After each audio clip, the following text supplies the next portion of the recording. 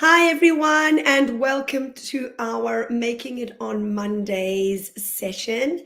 This is our Q&A session for the month of September. So I hope that you can all see me okay. I'm just going to make sure that everything is set up properly. There we go. Beautiful. All right. So welcome to Making It on Mondays. Making It on Mondays is brought to you by the Acupuncture Pregnancy Clinic, which is an integrative traditional Chinese medicine clinic and an acupuncture clinic dedicated to reproductive health, to IVF support, and to pregnancy care. And these weekly sessions that we bring to you are designed to help and support those on their fertility journey and are all about empowering you, our women and men who are trying to conceive, through providing weekly workshops with relevant and research-based resources. Now, in these weekly sessions, we cover topics such as TCM fertility, nutrition, mindset, as well as tips from the experts, both inside and outside of our clinic. So today I am your host, and for those of you who don't know me, my name is Louise Jeffrey. I'm a traditional Chinese medicine practitioner, an acupuncturist, and a coach, and I've been in practice helping couples trying to conceive since 2010. So today's session is a Q&A, and we have these Q&A sessions once a month. And we like to have them because we want to give everybody in the group the opportunity to have their questions answered. And we answer any and all of your fertility-related questions. I've had a few questions sent in by people who can't make today's session live. And I've also prepared some of our most commonly asked questions as well. So hopefully I'll be covering pretty much everything. We're going to spend about 15 or 20 minutes together today. So please feel free, if you are here, let me know if you have any questions by putting them in the comments box. I will keep checking to see if there are any. And I'd love for you to let me know in the comments box if there's anything that I share with you today that resonates with you. Or as I say, if you've got any questions about what I'm talking about or any new questions. All righty, tidy. Fantastic. I can see there's a couple of people on, so I'm just going to say hi. All right, beautiful. So today we're going to talk about a few topics and any other questions that come in. We're going to be talking about IVF do's and don'ts.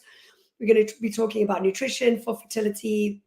We will also touch on supplements. We're going to talk about endometriosis. And as I say, if there are any other questions along the way, we'll aim to answer those too. All right, so let's get started. Here's the first question that got sent in. And this question was, can you give me any do's and don'ts in an IVF cycle that will help me to improve my chances of conceiving? So before we start talking about this topic, I wanted to share something with you.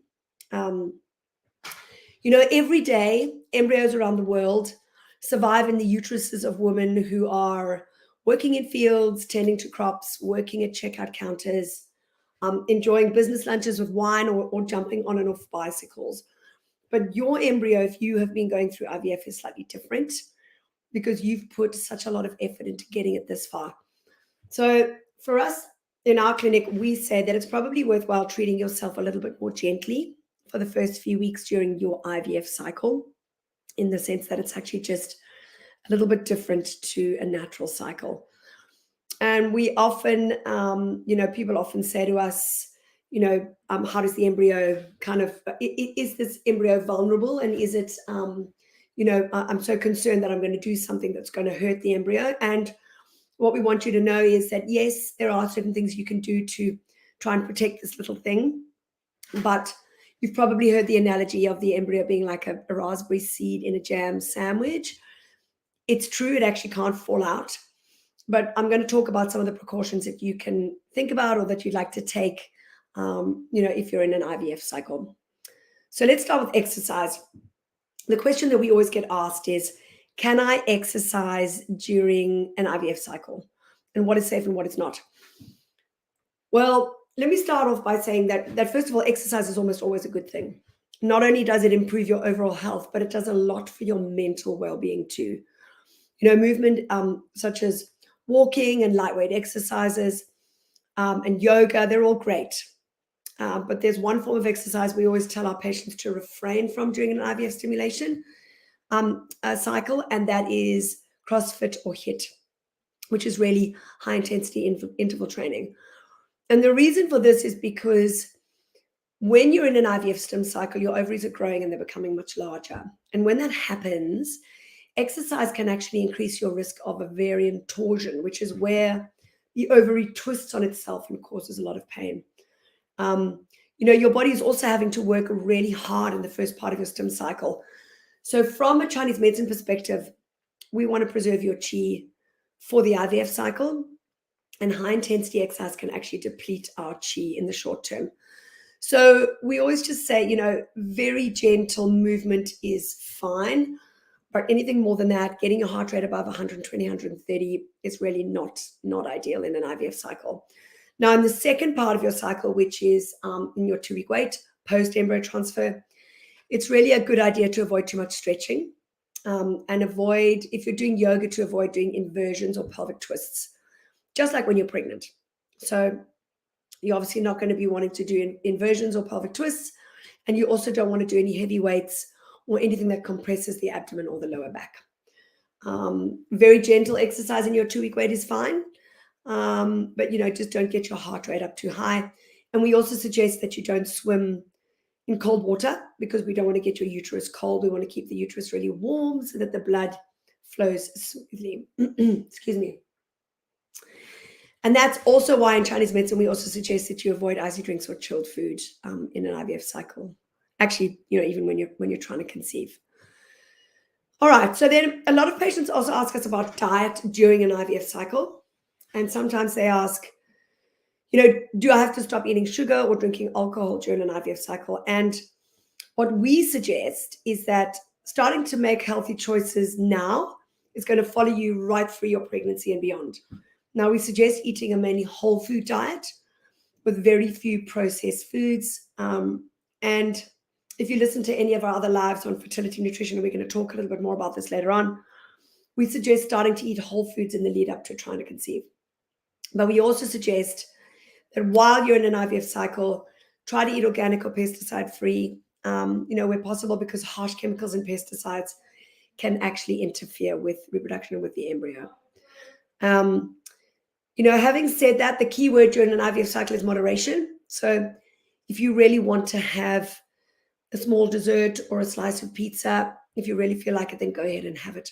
We always work on the 80-20 rule. And if you're eating well 80% of the time, your body's going to be able to cope with the 20%. So I hope that kind of covers off eating in the IVF cycle. The next question around IVF, people often ask us is, what about coffee and alcohol? Well, what I'll say about that is that there's actually no hard and fast rule here. But what we do know is that studies have shown that even moderate amounts of coffee and alcohol can negatively affect our IVF outcomes. Now, we generally suggest avoiding both coffee and alcohol during an IVF cycle because they put extra strain on our liver.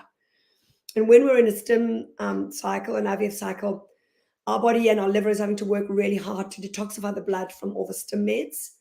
And so we don't want to add to the load. Now, after embryo transfer, we pretty much consider you to be pregnant, so alcohol should definitely be avoided in the 2-week wait. Now, when it comes to other chemicals and exposure to those sorts of things, we often get asked as well, if I color my hair or I get my nails done during an IVF cycle, is that okay? Well, what we suggest is really avoiding fumes and perfumed skin products, especially in the time after your embryo transfer and during your 2-week wait. And this is mainly because embryos actually are particularly sensitive to volatile fumes. And most IVF clinics will advise that you avoid perfumes and strong smells on the skin from the embryo transfer day through to your pregnancy test, because the embryo is very sensitive to smells and to fumes. And we also suggest avoiding painting or renovating your house during this time, pretty much for the same reason. And also try to stay away from petrol pump fumes if you can when you're filling up your car.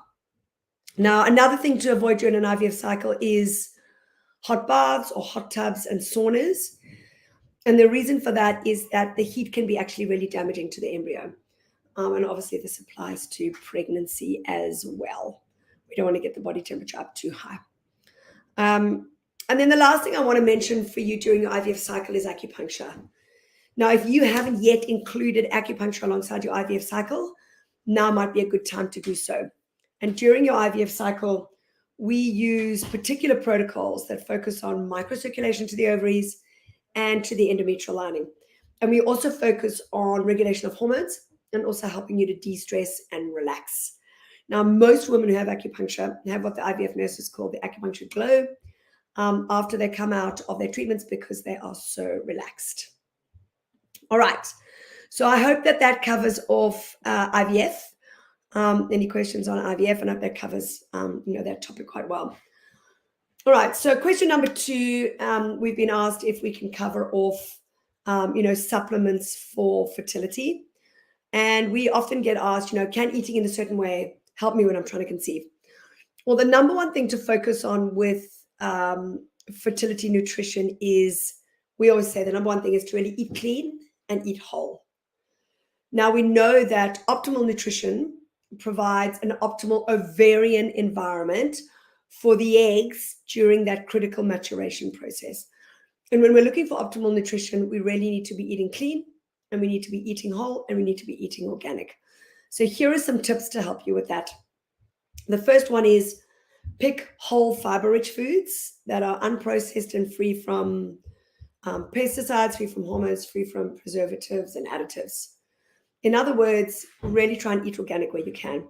Why? Because we know that pesticides can affect the delicate balance of the reproductive hormones, and they can affect male sperm production too. Now, if you can't eat organic, then make sure you soak your non-peeled fruit and vegetables in warm water, and you can put a tablespoon of bicarb for around 10 to 20 minutes or a tablespoon of apple cider vinegar before eating or cooking. This won't take off all the pesticides that are inside, but it will certainly take off a lot of the pesticides that are on the outside. Just make sure that you rinse these, these fruit and veg after you've soaked them. So eating clean and eating whole, and in traditional Chinese medicine, we believe in eating a wide variety of tasty fresh foods in season, including healthy protein. Now, whether this is meat or vegetable sourced, it doesn't matter. But I would say that, if you are going to be a vegetarian, and I was vegetarian for 6 or 7 years, it's much harder to get the protein that you need as the building block for cells. You can do it, but it really does take some focusing on macros and those sorts of things. If you are happy to eat, some chicken and fish or even some red meat a few times a week is great. Making sure that it's really, grass-fed, organic where possible, and it's free from steroids and hormones. Because, when you're taking IVF medication, your body, as I said, really is experiencing additional physiological demands because it's got to break down the drugs, it's got to break down the high levels of estrogen. And so we really want to, make sure that we are avoiding too many rich foods. We're also avoiding, too many processed foods with toxicity in them as well. All right, perfect. Next question. Onto supplements. We get asked these questions a lot, and somebody in the group actually asked, whether we could focus on supplements on this session. So now there actually has been a whole another Making It on Mondays live done with Amy, and I think it was Amanda Habrecht, the fertility naturopath and nutritionist, around supplements. So if this is a topic you want to know a lot more about, because I'm just going to talk a little bit top line today, then please feel free to search for supplements for fertility in the Facebook group, and that will come up.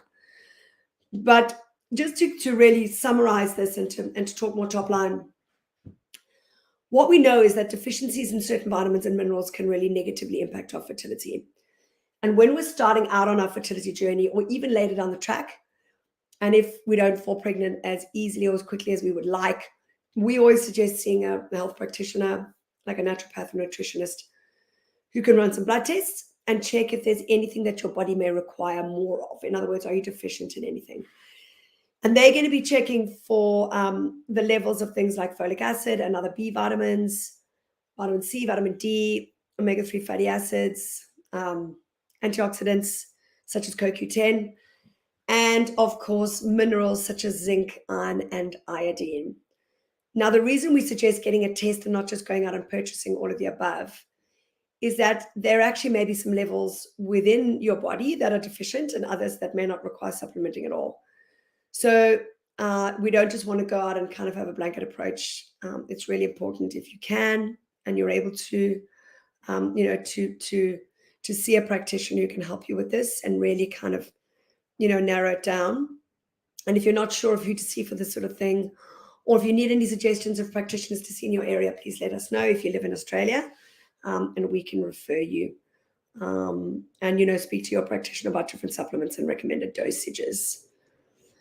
All right. Then the last question that was sent in prior to this was, I've been told that my endometriosis diagnosis can affect my fertility. Is there anything I can do to counteract this?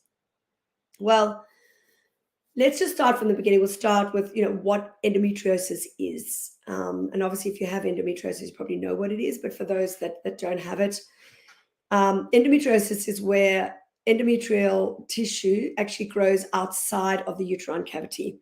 And it can cause really painful symptoms, heavy periods, period pain, that can get worse with our monthly hormone fluctuations. Now, endo, as we commonly call it, endo actually typically has both an immune and a hormonal component. In other words, it actually falls under autoimmune conditions. And it reduces fertility because it impacts both egg quality and endometrial receptivity. So in other words, the receptivity of the endometrial lining to the embryo. Now, from a Western perspective, the main treatment for endo is actually surgery via laparoscopy. So I'm just moving this up a little bit, to remove that endometrial tissue. The thing with the surgery is, whilst it can be helpful, and of course, we're told that women are more fertile in the 3 to 4 months post-surgery, this surgery can be quite painful and quite invasive, depending on how extensive the endo is. So in Chinese medicine, we see endometriosis as a pattern of combined hormonal imbalance. And we also see it as blood stagnation in the ovaries and the uterus. In other words, that the blood is not flowing as smoothly as it should. It's clotting, it's causing adhesions. And what we do with Chinese medicine is that we utilize acupuncture points that aim to regulate the blood flow in the uterus and the ovaries. And we also use points that reduce pain and inflammation. And we often combine acupuncture with Chinese herbal medicine, which aims to address the underlying hormonal imbalance and improve blood flow. So many women who come to our clinic with endometriosis report a reduction in pain and a lightening of blood flow after being treated with acupuncture and herbs for around 6 to 8 weeks. That's typically what we see happen. And obviously everybody is different, can't guarantee anything, but a lot of women see, certainly this is our experience, see a reduction in their symptoms.